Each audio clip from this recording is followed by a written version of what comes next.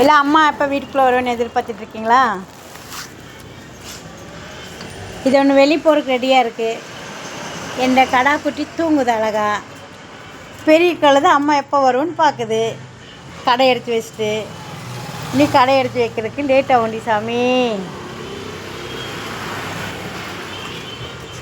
இங்கே 2 குழந்தைய தூங்குது குளிருக்கு.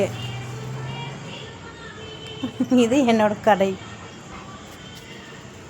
பாருங்கள் மக்களே, சகோதரிகள் பாருங்கள். ஈவினிங் நேரம் பூ, தெனை மாவு, இட்லி மாவு, கம்பு தோசை, ராகி தோசை மாவு இதெல்லாம் சேல்ஸ் பண்ணுறேன். என்னோடய டெய்லி வேலை, அன்றாட வேலைகள் வந்து இந்த குழந்தைகளுக்கு படி இழக்கிறது, இவங்களுக்கெல்லாம் சாப்பாடு ஆக்கி வைக்கிறது. நாங்கள் 4 குட்டி பசங்களை வளர்த்துறோம். அப்போ ரோட்டில் இருக்கிற எல்லா குட்டி பசங்களுக்கும் சாப்பாடு வைக்கிறது என்னோடய கடமை. இறைவன் கொடுத்த எனக்கு அற்புதமான ஒரு வேலை. எங்கள் வீட்டில் இப்போ தான் தவறுனாங்க, 3 மாதம் ஆச்சு. அவர் பேர் கார்த்திகேயன். அந்த கார்த்திகேயன் இல்லை, என் ரப்பன் கார்த்திகேயன் இருக்கார்.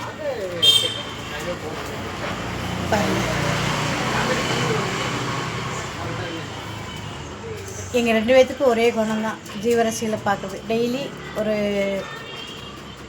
10 பசுமாடு வருவாங்க, அவங்களுக்கு குழந்தாள் வாங்கி போட்டுருவோம். காக்கா குருவிகளுக்கு வாரம் 2000 ரூபா ஆகும், மிச்சம் இதெல்லாம் வாங்கி போடுவோம். டெய்லி அன்றாட வர செலவு அவங்களுக்கு ஒதுக்கி வச்சுட்டு மீதி இருக்கிறத நாங்கள் சாப்பிட்றது. இல்லை நம்ம காலபைரவர் சிவன் நம்ம அப்பன் பார்த்துக்குவார் நம்மளே.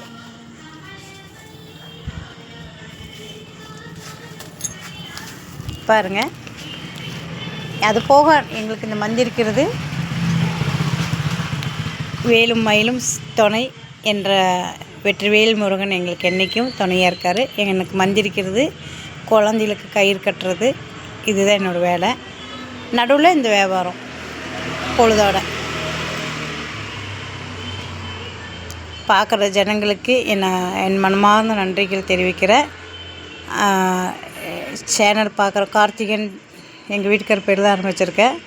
பார்க்குற ஜனங்க, கூட பிறந்தவங்க, சகோதரிகள் பாருங்கள், லைக் பண்ணுங்கள், ஷேர் பண்ணுங்கள், கமெண்ட் பண்ணுங்கள். ஏன்னா நான் நிறைய குட்டி பசங்களை வச்சுட்டு இருக்கேன்.